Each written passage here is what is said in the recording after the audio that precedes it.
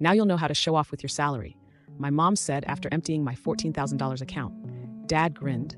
Go back to work. We're planning a trip to Tokyo with your next paycheck. Then my sister walked in holding keys to a brand new car and said, thanks for the upgrade. I just laughed so loud. They had no idea that money. My name is Mark. I'm 27, the middle kid and the quiet one. If you ask my family who I am, they'll say I'm reliable. If you ask me, I'll say I'm the person who remembers where everyone's chargers are, who moves the heavy boxes, who shows up on short notice, and who gets the last slice if the golden child isn't hungry. I work help desk at a logistics company. I like simple things. Night bus rides with headphones, instant noodles at 1 a.m., and spreadsheets that balance. I fix other people's problems at work, and apparently at home, too. It's my skill and my curse. My sister, Anna, is 2 years younger. Our mom calls her our star. Growing up, Anna got the studio lights, the recital videos, the framed certificates in the living room. I got a medal once for a city math contest. Mom said, that's nice, and used the ribbon to tie a gift for Anna's birthday. Dad still laughs about that story. It's not a funny one to me. When we were kids, I learned to duck, not from fists. My family doesn't hit from words. Mark, can you be useful and walk the dog? Mark, you don't mind if Anna borrows your jacket, right? Mark, you're good with passwords. What's the Wi-Fi again? It was always small stuff, nothing worth a fight. A slice here, a sip there. If you don't notice, no problem. If you do notice, you're making it weird. I got my first job at 16 and handed most of it to Mom because rent isn't free. It made sense then. I live there. Food costs money. Lights cost money. I felt proud to contribute. They said I was a real man. Anna babysat twice that year, and Mom treated it like charity work. Her plate is full, she'd say. She's focusing on her future. My plate was full too. Mine just had dishes on it. Now I live in a studio apartment 10 stops away from my parents' place. I still visit every Sunday because that's what we roast chicken, TV on low, Dad talking about stocks, Mom asking Anna about opportunities. When I speak, it's usually to say, do you need help with that? Last Sunday, I arrived early with a bag of groceries. Mom was already moving fast, phone on speaker, laughing with a friend. She waved at me and pointed to a stack of plates. Don't drop those hands, she said. Hands. That's what she calls me sometimes, like I'm a tool, not a person. Anna burst in later. Perfume first, then her laugh. Dad yelled from the couch. There's our success story. He didn't look up from the sports. I set the table. The table has a scratch on the left edge from when I was 9 and did my homework too hard. Mom says it was an accident, but the story is always told as if I'm clumsy by nature. It's small, but it's permanent, like a name carved in a tree. Dinner went the usual way. Dad passed chicken to Anna first. Mom asked how his week was. Anna talked about a networking brunch and a casting thing that might be huge. I listened. I always listen. Then Mom turned to me with that soft, careful voice she uses right before she asks for something. Mark, you'll like this, she said. We were just saying you should try a little more. Dress nicer. Speak up. Show people what you can do. Dad snorted. Stop hiding, son. That's our advice. Stop hiding. Anna tilted her head and gave me the smile you give a stray dog to make it not bite. Yeah, Mark, be confident. Like, don't be so background. Background, I swallowed it. My fork made a small click against the plate. I could feel the old scratch under my fingers. I smiled back because that's my default. Sure, I said. I'll try. Mom nodded, pleased. Good. And don't worry, we'll help you. We have plans. Plans? I asked. Light tone. Neutral. She reached across the table and patted my hand like I was a child coloring inside the lines. You'll see, she said. You'll finally learn how to show off a little. It's time. It sounded harmless. It always does at first. I've been the family fixer for so long, it's muscle memory. In high school, when Dad forgot to pay the internet bill, I talked to customer service for an hour and got the late fee waived. When Mom's phone ran out of storage the day of Anna's performance, I cleared files and moved photos to a drive so our star could be filmed. When the car battery died, I was the jumper cable guy. When the TV remote vanished, I found it under a cushion Anna swore she never sat on. Money started small. Bus passes, then groceries. We'll pay you back, Mom said. Keep the receipts. I kept them in a Ziploc bag. It filled, turned into a shoebox, then a drawer. If I asked about it, Mom said, why are you counting? That's not family.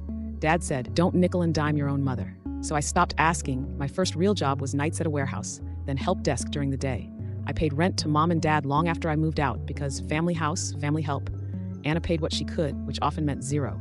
She had opportunities, which took time and investments, which needed seed my money. Dad has a line he loves. We're a unit. He says it right before he divides everything into ours. And Mark's, hey, can you spot us for the electricity? Just this month. Hey, your sister's agent fee is due. It's a good one this time. Hey, we were thinking of taking a small trip for our anniversary. Nothing crazy. You know how hard we work. Nothing crazy. $300 here, $500 there. My raise became invisible the moment it hit my account. I told myself it was temporary. When Anna's big break came, they'd pay me back. When Dad's side hustle kicked in, he'd make me whole. It always rode on a next week that never showed. The humiliations were quiet and steady. At my birthday dinner 2 years ago, Mom made a joke in front of her friends. We don't need a savings account. We have Mark. Everyone laughed. I laughed too. It sounded like a compliment if you didn't look at the numbers. When I got sick last winter, just the flu, I missed 3 days of work. Mom called on day 2 to ask if I could drive Anna to a photo shoot. I said I had a fever. Put on a mask. She said, "You're young. Your sister's doing something important. Like what I do isn't." I said, "Heat rising even without the fever." She sighed that long, put upon sigh. "Don't make this about you. I drove Anna anyway, and she asked if she could use my card for gas." "I'll transfer you," she said, opening her phone like the promise lived there. It didn't land. Over time, my phone became a ledger of unpaid promises. 63, "I'll pay you Friday" texts. 19, "Can you do me a quick favor?" calls. 0 transfers that match the words. Here's where it got complicated. 2 months ago, a coworker named Lena told me she needed surgery. Insurance covered a chunk, not all. The floor started a fundraiser. I put the link out, collected through the platform, and because of the way payouts worked, the money landed in my account first. I volunteered to coordinate because I'm the person who keeps spreadsheets. We raised $14,000 in 3 weeks. Every $5 note had a name. I kept a separate tab, time, amount, username. I felt protective over it like it belonged to a kid. On a Friday, the platform sent the payout, and I saw the balance, $14,000. My plan was simple. Transfer it to Lena on Monday, right after the funds settled in my bank and the fraud hold lifted. I took screenshots. I set alarms. I triple-checked the routing number. I slept better that night than I had in months. Doing good felt like breathing real air. Saturday, I visited my parents. The dinner with the plans. I didn't mention the money because it wasn't mine to mention. I plugged my phone into their kitchen charger while I chopped vegetables. Mom asked for my password to connect the Wi-Fi to the TV. I typed it in, the usual muscle memory tap. There was a moment, a flicker that I ignored. An open door I didn't see as an open door. Sunday morning, I woke up to 3 missed calls from Mom and a new message. "Call me when you wake." Big news. I smiled at it half asleep. Maybe Anna got a part. Maybe Dad finally sold the old sports cards he keeps under the bed. The collection he talks about like a retirement account. I made coffee. I planned to send Lena a 1 more day text just to reassure her. It felt like a clean, hopeful morning. Before I could do any of that, Mom called again. "Come over," she said, bright like confetti. "We're celebrating." "For what?" I asked. "You'll see," she said. "We're something nice." That word again, nice. Show-off plans. I put on the good shirt that makes me look like I iron even when I don't. On the train, I watched a kid press his forehead to the window and laugh at his reflection. I tried to match the feeling. I tried to be part of a happy story. I stepped into my parents' apartment, and for the first time in years, they looked like they were winning. Balloons hung in the kitchen. Dad had on the grill master apron he wears when he wants to look busy. Mom caught my face in both hands like I'd just come home from war. "There he is," she said. "Our boy is finally living." "Living," I echoed. Dad clapped my back. "Sit down, son." We did a thing. My stomach did a slow turn. "What thing?" Mom pulled me toward the table and slid her phone over. It was open to my bank app.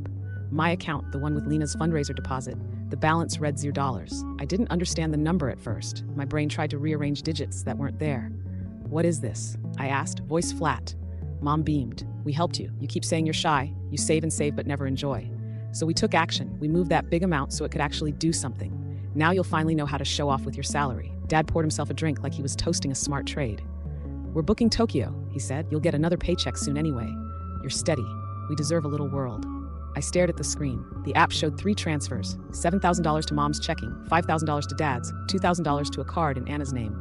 Saturdays at 10:12 a.m. I could see my own face in the black glass, small and calm. "How did you even?" I started. Mom waved a hand. "We guessed your password. You use the same one. It's family. Stop being dramatic." The front door opened. Anna walked in holding up a set of keys, nails painted silver. "Guess who just upgraded?" she sang. "Thank you, Mark." I laughed, not because it was funny, but because they truly had no idea that money wasn't even mine. "Upgrade," I repeated. "My car," she said, dangling the keys. "The old one was unsafe." "Dad says I need reliable. This is an investment in my career." Dad nodded. "She has to be able to get to auditions." I sat down, not because I wanted to, but because my legs didn't feel like legs. Mom leaned in. "Don't look like that. We left your rent money and we'll pay you back, obviously. Family first." "That wasn't my money," I said. Mom laughed. "Oh, stop." I didn't stop. Something in me finally stood up even while I was sitting. "It wasn't my money," I repeated. "It belonged to Lena. She needs surgery. People donated. People donated. I was holding it until Monday." Silence hit the room like a dropped plate.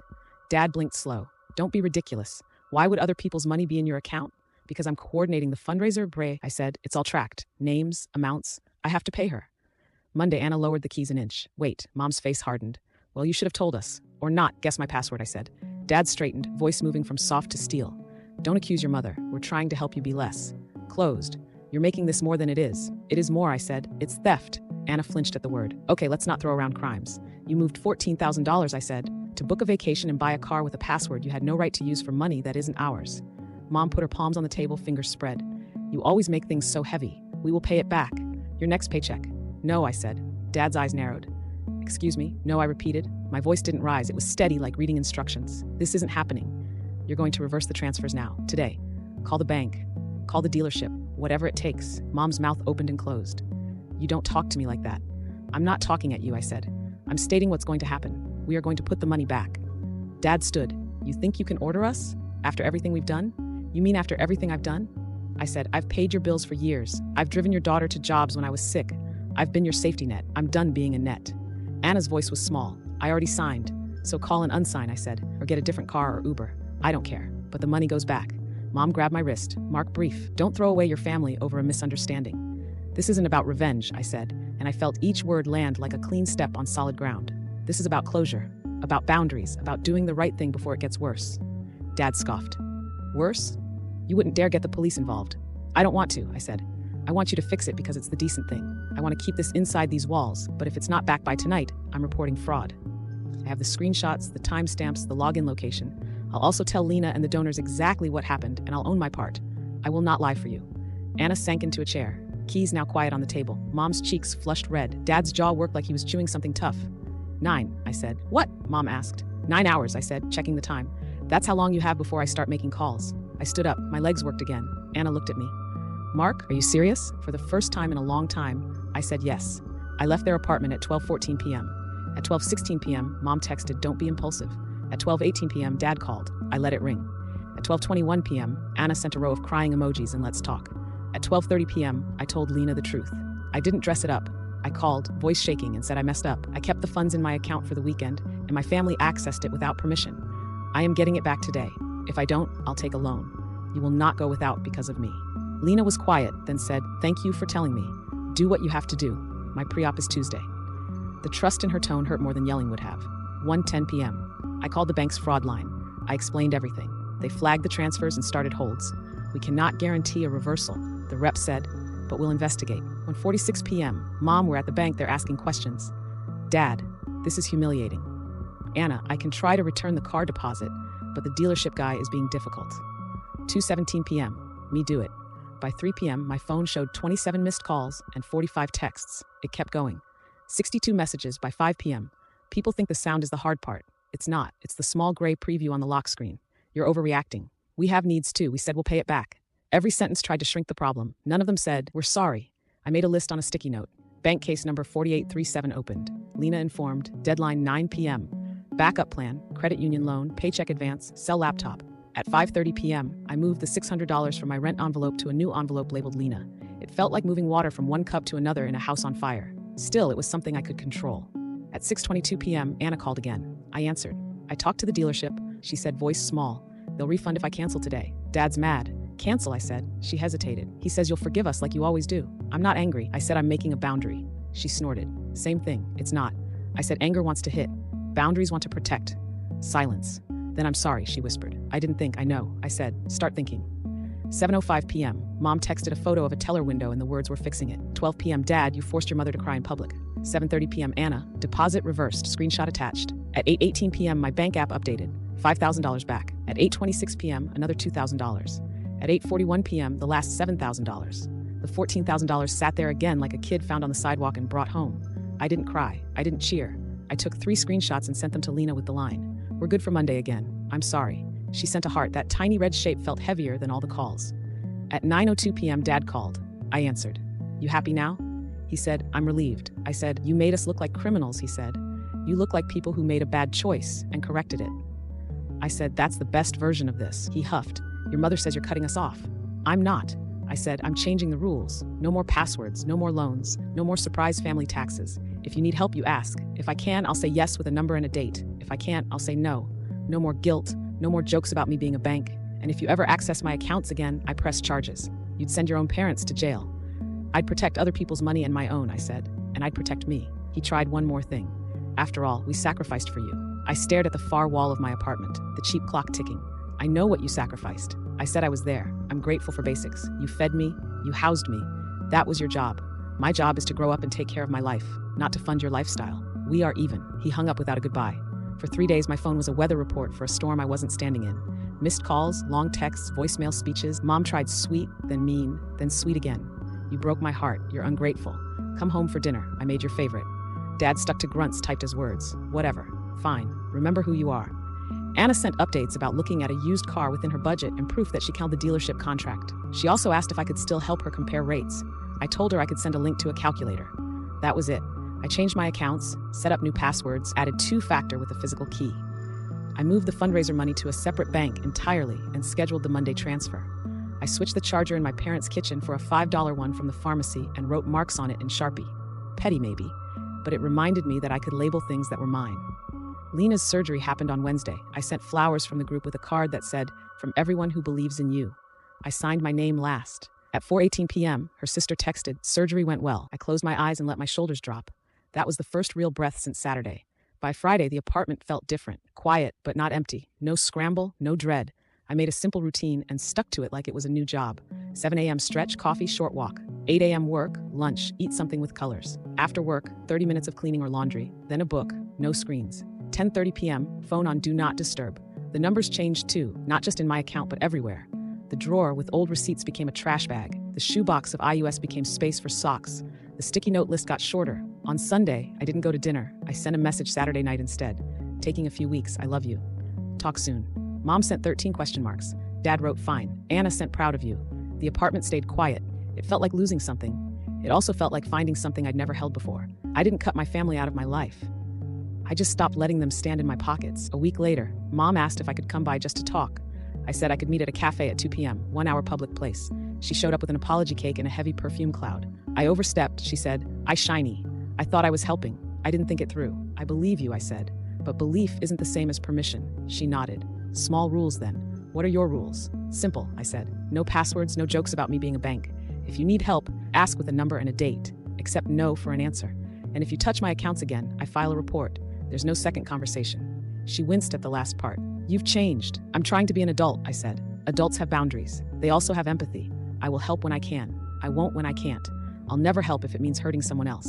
She looked at the cake box. I can live with that. Dad took longer. He sent a single text 2 weeks later. We're grilling Sunday. I replied, maybe next time. He wrote back, we miss you. It was the most honest thing he'd said in a while. Anna and I text like normal people now. She sends me a photo of a dented older sedan and writes, meet Bessie. I send a link to a video on how to check oil. She sends a screenshot of her budget app with real categories and real numbers.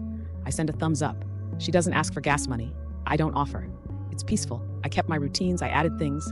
A free community class on basic car maintenance, a savings account titled Mark for Mark. $50 every paycheck, no matter what. A rule, I don't explain my hobbies. If I want to learn to bake or take a bus to the beach and sit, I do it. And the story ends there. I think about that moment at the table, the silence after I said the money wasn't mine. If I poke it, I can still feel the old reflex, the urge to soothe, to say it's okay, to pretend the numbers didn't matter. I let the urge pass. I remember the donors, the list of names, the way $5 stacked up next to $25 and became hope. I remember Lena's sister's text. I remember my own breath after. People love to say family is everything. I agree, family is also people. People need rules. Love without boundaries is just noise. So here's my final note to myself and to anyone who needs a stranger's permission to do the thing that looks like betrayal but is actually repair. I won't be the background anymore. I won't be a wallet with legs. I won't trade peace for approval. I can love you and say no. I can help you and still keep what's mine. If you call me selfish for that, fine. I've been called worse things for trying to be good. This isn't about revenge. It never was. It's about closure, the kind that lets everyone grow up. And if anyone asks how to show off with a salary, I'll tell them the truth. The best flex is a boundary. The rest is just noise.